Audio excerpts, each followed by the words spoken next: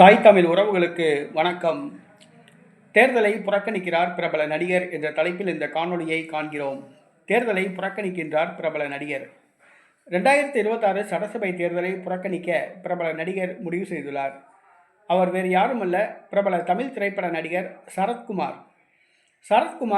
இவர் 1995ஆம் ஆண்டு இவர் அதிமுகவுக்கு ஆதரவாக, செல்வி ஜெயலலிதாவுக்கு ஆதரவாக இருந்தார்.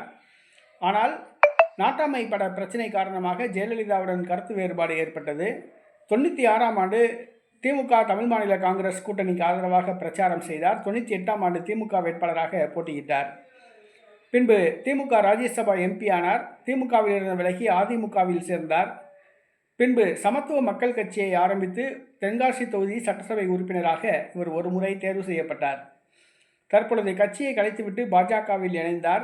கடந்த பாராளுமன்ற தேர்தலில் அவருடைய மனைவி விருதுநகர் தொகுதியில் போட்டியிட்டு தோல்வியடைந்தார், டெபாசிட் இழந்தார். இந்த சூழ்நிலையில் வருகிற சட்டசபை தேர்தலில் நடிகர் சரத்குமாரை தூத்துக்குடி அல்லது திருச்செந்தூரில் போட்டியிட வைக்க பாஜக முடிவு செய்துள்ளது. ஆனால் சரத்குமார் சட்டசபை தேர்தலில் போட்டியிட விருப்பமில்லை.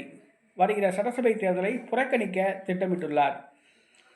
கட்சியை கலைத்துவிட்டு பாஜகவில் இணைந்து 1.5 ஆண்டுகளாகியும் கூட அவருக்கு எம்எல்ஏ பதவியோ, எம்பி பதவியோ, கட்சி பதவியோ, கவர்னர் பதவியோ வழங்கப்படவில்லை. இதனால் கட்சி மேல் கோபத்தில் உள்ளார்.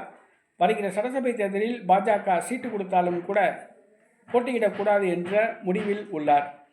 வருகிற சட்டசபை தேர்தலை புறக்கணிக்கிறார் பிரபல தமிழ் திரைப்பட நடிகர் சரத்குமார்.